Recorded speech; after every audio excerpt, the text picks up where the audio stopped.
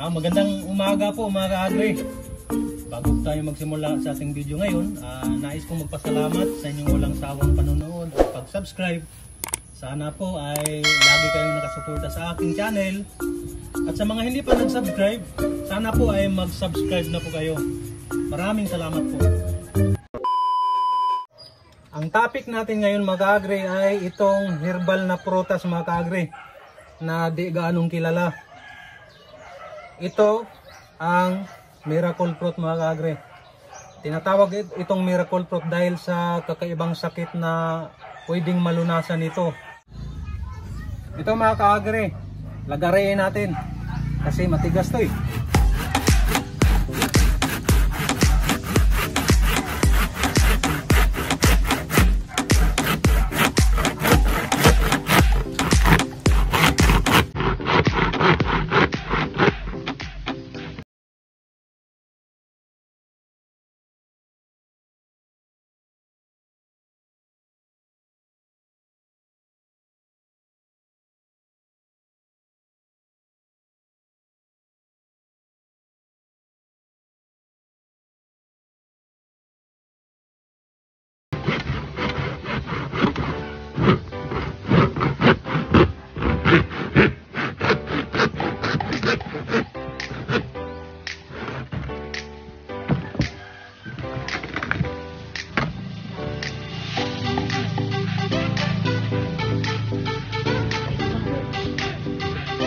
An eternity later. Mga ka-agri nabiyak na natin.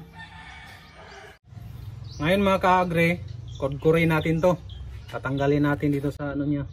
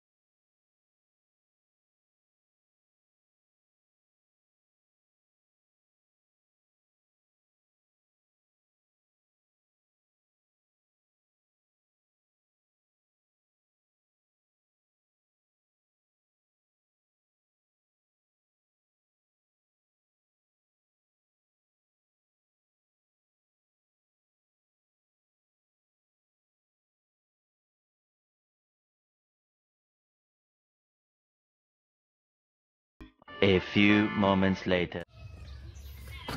Ito mga ka-agri, kailangan natin tong kumut-kumutin to para madali natin siyang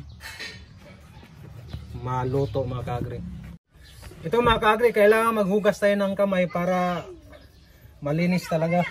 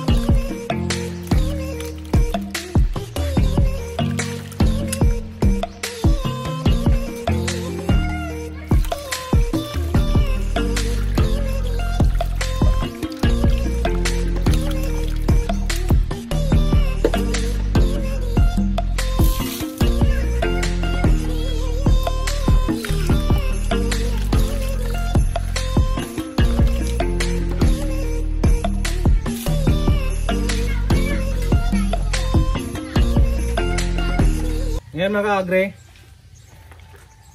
lamas-lamasin natin to. Gikumot-kumot sa dakong kamot. Ayan mga ka-agri Gikumot-kumot sa dakong kamot. Para madali siyang maluto mga ka-agri, kailangan ano yun talaga.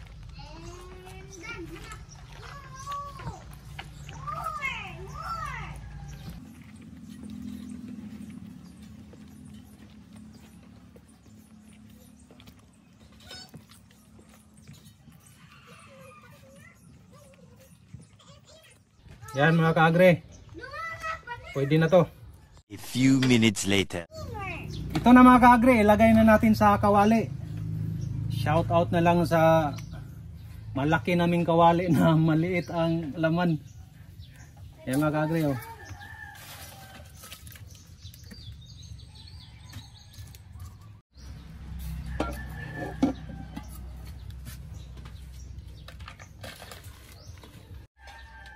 Yan mga kaagre, antayin natin kumulo to.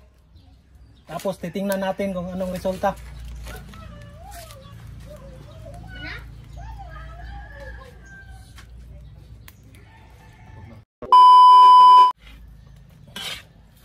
Ito mga kaagre, haluin talaga natin to para maganda ang resulta. Ito na mga kaagre, kapag itim na kasi, nangingitim na, pwede mo nang tatanggalin dyan sa ano niya, kawali. Ngayon, tatanggalin na natin, palalamigin natin.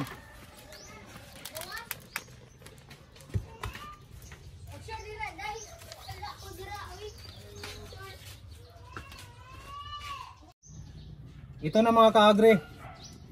Ilipat muna natin to sa maliit na lagayan, tapos tatanggalin natin ang katas nito, ang juice nito.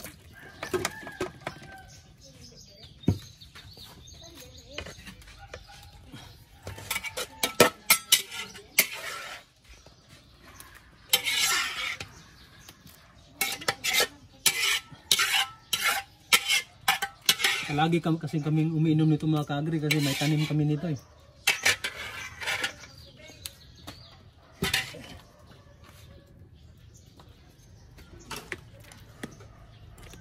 Yan mga kaagre, palamigin muna natin. Mainit eh. Ito na po yung juice niya mga kaagre. Tapos nating nasala mga kaagre. Tapos ang gagawin natin ito ay ilaga na naman natin to ng 10 minuto.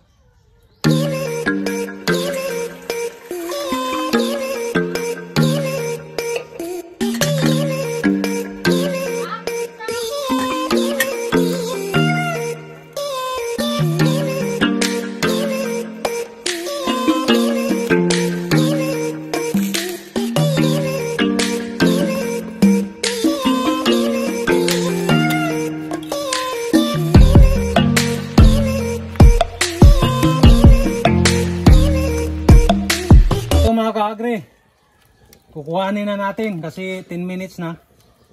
Tapos palamigin natin. Ito na po mga kaagre ang ating nilagang miracle fruit. Juice na to siya. Oh my God! Ito mga kaagre, kapag magbiyak ka ng prutas nito ng miracle fruit, kailangan gagamit ka ng lagari kasi sobrang tigas niya eh. Tapos ito mga kaagre, kapag hindi pa nalaga to, ang kulay nito mga kaagre ay kulay puti. Tapos pag maglaga ka nito, kailangan halu-haluin mo siya para mapantay yung pagkaluto niya. Kapag ano naman mga kaagre, yung makita mo na kulay itim na katulad dito, makita mo naman kapag kulay itim na siya, ito nang itsura niya. Kusa mo nang tatanggalin. Tapos iano mo naman, salain mo. Pagkatapos mong salain, ilaga mo naman mga kaagre yung juice niya ng 10 minuto. Ito na yung mga kaagre. Ang pwedeng magamot nito mga kaagre ay pumipigil ito sa cancer. Tapos diabetes, tuberculosis, malaria, gamot sa lagnat, mayoma, goiter, asthma at maraming pang iba mga kaagre. Ang paraan sa pag-inom nito ay pagising mo sa umaga mga kaagre, yung wala pang laman ng iyong tiyan, inom ka nito 1 baso. Tapos sa gabi naman, pagkatapos mong kumain mga kaagre, na iba naman siya, kabaliktaran eh.